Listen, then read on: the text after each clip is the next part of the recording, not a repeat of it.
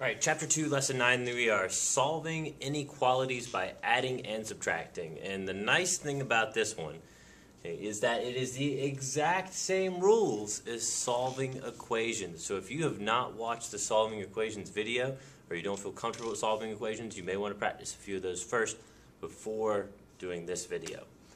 All right, so let's go ahead and jump right into examples, because since they're the same rules and we know how to graph inequalities now, then we should have everything we pretty much need. Take a look. X minus 3 is less than 4. So we are going to be adding 3 to both sides since we have subtraction. The inverse operation is addition. Remember, it's the exact same rules. We treat the inequality sign kind of like it's an equal sign. We just treat it that way, but we have to remember that it is still an inequality. When we add 3 to both sides, we end up, these cancel out. 4 plus 3 is 7. So we have x is less than 7. The single most common mistake that I see with these is that the answer is x is less than 7. It is not x equals 7. I see this written on your paper. Nope, that's not right. The whole thing is wrong. Do not write an equal sign when it should be an inequality. It's x is less than 7. This is not the same thing at all.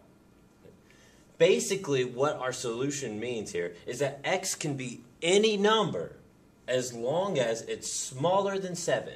And if you notice, x cannot be 7. Go ahead and try to plug in 7.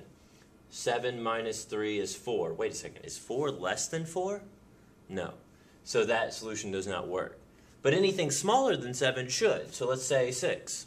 6 minus 3 is 3. 3 is less than 4, so that is correct. Just to practice graphing them, I've drawn my number line, and if you noticed, I've drawn it a little bit differently from the last video that we watched. All I have here is a marking where the 7 is. That's what we got as our result here. I have my open circle because it's less than, no or equal to part, open circle, and it's shaded off to the left because I want the numbers that are smaller than 7. When I am asking you to graph these when solving, because graphing takes a little while, the only thing I'm really looking for is the number, what type of circle is it, and is it shaded in the correct direction, left or right. Okay, so those are the things I'm looking for. Number, type of circle, shaded in the right direction. Let's go ahead and look at the next example. We have x plus negative 3 is greater than or equal to negative 10. So we are going to be subtracting a negative 3 from both sides since our operation is addition. When we subtract a negative, that is the same thing as adding. Okay, so we are keep, change, change. Negative 10 plus 3 is negative 7. So we end up with x is greater than or equal to negative 7. It's not x equals negative 7. It's x is greater than or equal to negative 7. Now, when I graph this, if you notice I have my number line, I have my number marked in the middle. The dot is shaded in because it's or equal to, and it's shaded to the right because I'm looking for the solutions that are greater than or equal to negative 7. And the numbers that are bigger than negative 7 are off to the right. We'll do a few more. 7 plus x is less than or equal to negative 22.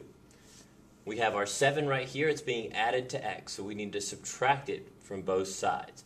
That may look confusing because there's no sign in front of the 7, but always ask yourself, what I just do on both sides, did that cancel out with the variable? If it doesn't cancel out, then it's not right.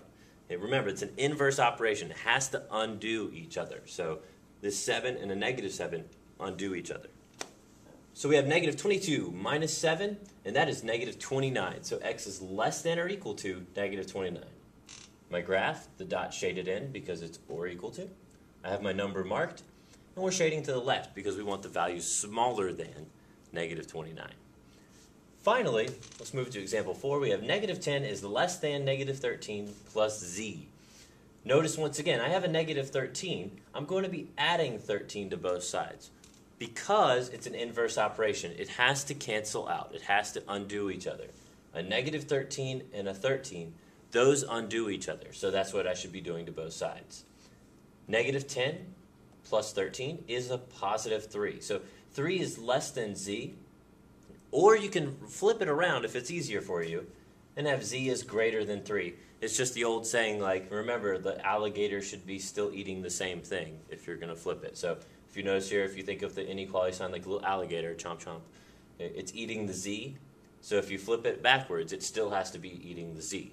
The z doesn't want to change its mind. So z is greater than 3 or 3 is less than z. It's the same thing. Let's go ahead and graph that. We have our number line. Here is 3 marked very clearly. Open circle because it does not have an or equal to. And it's shaded off to the right because z is greater than 3. So we want the values that are larger than 3. All right, I'm Mr. Porkins with solving inequalities by adding and subtracting.